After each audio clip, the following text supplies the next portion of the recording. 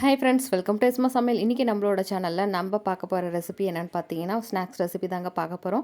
இன்றைக்கி நம்ம செஞ்சுருக்க snacks recipe பார்த்தீங்கன்னா, ரேஷன் கடை புழுங்க அரிசியை வச்சு சூப்பரான ஸ்நாக்ஸ் ரெசிபி தான் பண்ணியிருக்கோம். முறுக்கு ரொம்ப ரொம்ப முறுமுறுன்னு சாப்பிட்றதுக்கே அவ்வளோ அட்டகாசமாகவும் டேஸ்ட்டாகவும் இருக்கும். இது எப்படி செய்யலான்னு பார்க்கறதுக்கு முன்னாடி நம்மளோட சேனலில் சப்ஸ்கிரைப் பண்ணாதவங்க ப்ளீஸ் சப்ஸ்கிரைப் பண்ணிக்கோங்க. வாங்க இன்றைக்கான வீடியோக்குள்ளே போயிடலாம். 2 டம்ளர் இருக்குது புழுங்கல் அரிசி, ரேஷன் அரிசி எடுத்து வச்சுருந்தேன். அதை ஒரு 4-5 தடவை கழுவிட்டு நல்லா ஒரு 2 மணி நேரம் ஊற வச்சுக்கலாம்.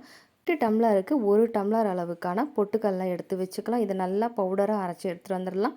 வேணும்னா ஜலிச்சுக்கோங்க, அப்போ இன்னும் சாஃப்டாக இருக்கும்.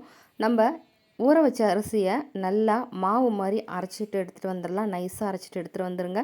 அதில் 1 ஸ்பூன் அளவுக்கு ஓமம் எடுத்து வச்சுருக்கேன். அதை நல்லா கையில் கசக்கிட்டு சேர்த்துக்கலாம். கூடவே காரத்துக்காக 1 ஸ்பூன் அளவுக்கு மிளகாத்தூள் சேர்த்துக்கிறேன். உங்களுக்கு எந்த அளவுக்கு காரம் தேவையோ அந்த அளவுக்கு சேர்த்துக்கோங்க. அதுக்கப்புறமா தேவையான அளவு உப்பு சேர்த்துக்கலாம்.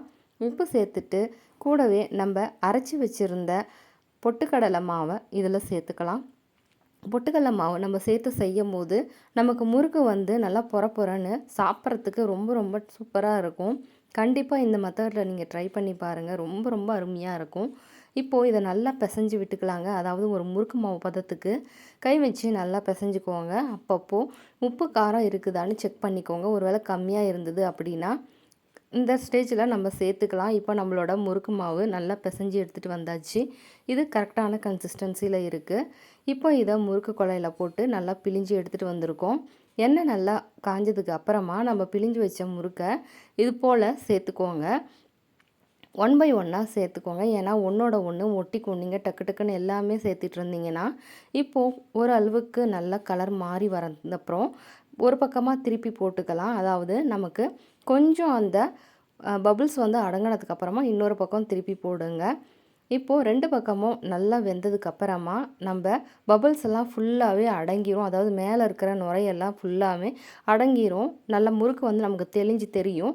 அந்த ஸ்டேஜில் நம்ம முறுக்கை நல்லா எண்ணெயை வடிச்சிட்டு எடுத்துக்கலாம். இது போல் உங்களுக்கு எந்த டிசைனில் வேணுமோ அந்த டிசைனில் செஞ்சுக்கோங்க.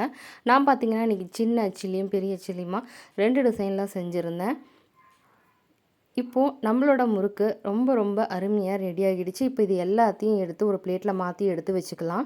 இது மாதிரி நீங்களும் ரேஷன் அரிசி இருந்ததுன்னா செஞ்சு பாருங்கள். கண்டிப்பாக ரொம்ப ரொம்ப உங்கள் வீட்டில் இருக்கவங்க விரும்பி சாப்பிடுவாங்க. அந்தளவுக்கு நல்லா முறுமுறுன்னு கிறிஸ்பியாக இருக்கும். சாப்பிட்றதுக்கு ரொம்ப ருசியாக இருக்கும்.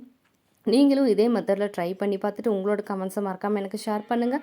நம்மளோட சேனலில் இருக்க வீடியோஸ் எல்லாமே பார்த்துட்டு உங்களுக்கு பிடிச்சிருந்தது அப்படின்னா ப்ளீஸ் லைக் பண்ணுங்கள், ஷேர் பண்ணுங்கள், சப்ஸ்கிரைப் பண்ணுங்கள். தேங்க்ஸ் ஃபார் வாட்சிங்.